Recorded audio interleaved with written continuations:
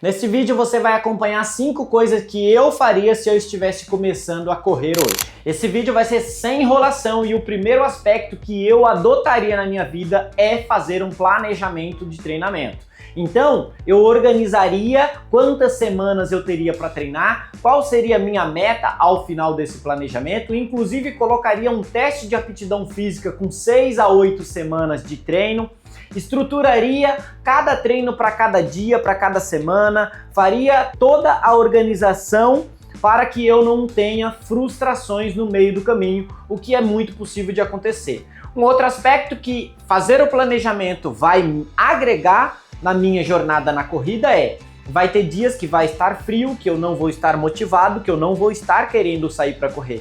Mas se eu tiver o planejamento, há uma grande chance de eu me animar e ir realizar, porque a corrida é assim, ela é feita de disciplina. A motivação, ela vem para você, principalmente quando você está começando um novo projeto, mas no meio do caminho, sinto te informar que ela, vai embora. E aí você precisa da disciplina. É aí que o esporte, a corrida ou qualquer outro esporte, desenvolvem algumas habilidades extraordinárias no ser humano, sendo elas foco, perseverança, disciplina, constância.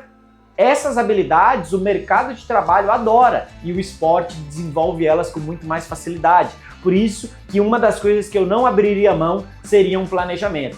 Vejo que todos os corredores que correm de forma aleatória, desorganizada, se perdem no meio do caminho e é aquela velha história. Se você não sabe para onde você vai, qualquer caminho serve. O segundo aspecto que eu incluiria na minha rotina de treino, na minha rotina de corredor, seria o fortalecimento com o meu próprio peso do corpo e com alguns elásticos na minha casa. Não precisaria inventar moda de treinar em uma academia, porque talvez isso seja um empecilho no meio do caminho. Você fala assim, eu não estou saindo para correr porque eu precisava fortalecer e eu não tenho dinheiro para pagar uma academia. Então você começou a usar estratégias para fazer a coisa ir ao contrário do que você queria, que é melhorar na corrida, que é evoluir, que é fazer com que o seu corpo se adapte a esses estímulos que você vai dar a ele. Só que, como eu quero prevenir que isso aconteça, eu já vou colocar a estratégia de treinar força em casa.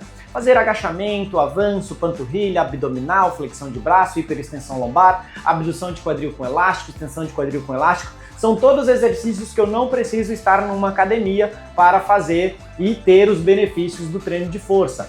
Esse tipo de trabalho vai fazer com que você previna lesões, vai fazer com que você melhore a sua economia de corrida, melhore o seu nível de força e, consequentemente, você vai correr com muito mais leveza, vai correr com muito mais velocidade. Então o treino de força, o fortalecimento, ele não ficaria fora da minha rotina.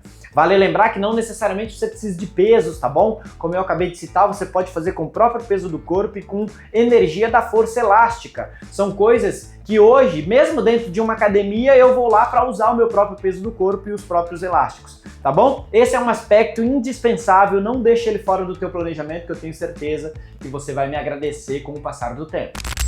O nosso terceiro aspecto que eu incluiria aí na minha rotina seria treinar de 3 a 5 vezes por semana a corrida. Estímulo específico gera resultado específico. Professor, mas você falou que eu deveria fortalecer. Tá bom, fortaleça no mesmo dia que você faz as corridas leves. Dentro dessas 5 vezes, vamos supor que eu decidi correr 5 vezes na semana. 3 seriam leves e 2 seriam mais pesadas e mais intensas, tá bom? Então, nesses dias leves aqui, por exemplo, eu posso colocar o fortalecimento na mesma sessão. Faço 30 minutos de fortalecimento em casa antes de sair para correr, vou lá e corro os meus 30 minutos, 25 minutos, que seja. Se eu sou um corredor que estou literalmente iniciando, não vai ser muito volume, então em 1 hora eu fiz as minhas 2 sessões de treinamento. Dessa maneira, dar 3 a 5 vezes na semana vai fazer com que o seu corpo receba o estímulo e depois ele absorva os resultados desse estímulo. Se você treina, por exemplo, menos que 3 vezes na semana, você dá o estímulo e mais que 72 horas de intervalo entre uma sessão e outra é tempo suficiente para você perder as adaptações desse estímulo. Então não faz sentido você treinar menos que 3 vezes na semana. Por isso que eu falei de 3 a 5. Se você treina 5 vezes, 3 vezes, 60% vai ser leve e 40% vai ser um pouquinho mais moderado, mais intenso. Então isso vai fazer com que você estimule todas as vias energéticas do seu organismo e gere todas as adaptações necessárias para que o seu corpo venha se desenvolver. Por isso que eu não deixaria de treinar de 3 a 5 vezes na semana. Um aspecto bastante importante que a grande maioria nem faz ideia que existe é a realização de avaliação periódica, né? Então assim, você não tem que estar se testando toda a sessão de treino. Você não tem que estar saindo para correr e se testar toda a sessão de treino. Esse é um dos erros mais clássicos que os corredores iniciantes acabam acometendo. Inclusive, eu fiz um vídeo dos erros mais comuns que os corredores iniciantes cometem. Se você quiser ver, depois clica nesse card, salva ele aí e corre lá para assistir, que eu tenho certeza que você vai gostar de entender onde as pessoas erram e aí, consequentemente, você não vai errar, certo? Então, as pessoas elas acabam errando nisso. Querem se testar em todo o treino e não faz sentido nenhum, porque você não está preparado, você precisa fazer o que nós chamamos de polimento, que é uma preparação final naquela semana que antecede a prova ou que antecede um teste, de forma proposital. Se você fez 5 tiros de 1000 metros na quinta-feira e você acha que você vai fazer os seus melhores 5 km no sábado, não vai, porque as microlesões da quinta-feira não se recuperaram ainda a tempo de você ir para o sábado. Você precisaria de um pouquinho mais de tempo. Então, nesse contexto, é importante que você faça uma programação de quando vai ser esse teste de aptidão física. Pode ser um teste de 3 km, uns 5 km, até mesmo os 12 minutos do TAF, né? A grande maioria dos estudantes de concurso acabam fazendo aí 12 minutos ou 3 km, que é a distância e o tempo do teste de aptidão física das polícias, certo? Então, pensa com carinho, coloca um planejamento organizado, a cada 6 ou 4 ou 6 semanas coloca um teste para ver como é que tá o teu desenvolver com o passar do tempo. Antes disso, não faça teste, porque eu tenho certeza que a chance de você se lesionar é alta, a chance de você se frustrar também é alta, e isso pode comprometer aí a tua motivação no meio do caminho. A quinta dica tem a ver com tênis. Eu teria um bom par de tênis, sem dúvidas. Tiraria o escorpião do bolso e compraria um tênis ideal, um tênis adequado para uma pessoa que está iniciando na corrida.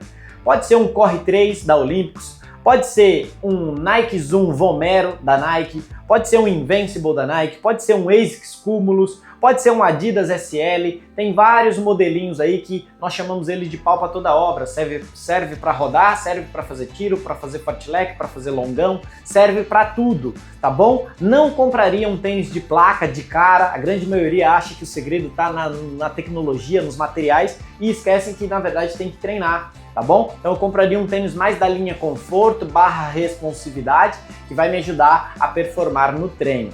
Perfeito? Um outro ponto é, eu usaria o aplicativo do Strava para computar as minhas atividades, porque ele vai me dar métricas como velocidade, cadência e, obviamente, a distância que eu estou correndo. E isso é tudo que eu preciso para fazer algumas análises no futuro e conseguir entender se realmente eu estou evoluindo ou não. Inclusive, o Strava ele é uma rede social de corredores, né? Então ele tem ali os seus índices, ou melhor, os seus recordes pessoais, e aí você consegue se comparar. Se você tá na sua melhor fase, tá na sua segunda melhor fase, ele vai te mostrando como que você vai se desenvolvendo ao longo do tempo, correndo lá no Strava.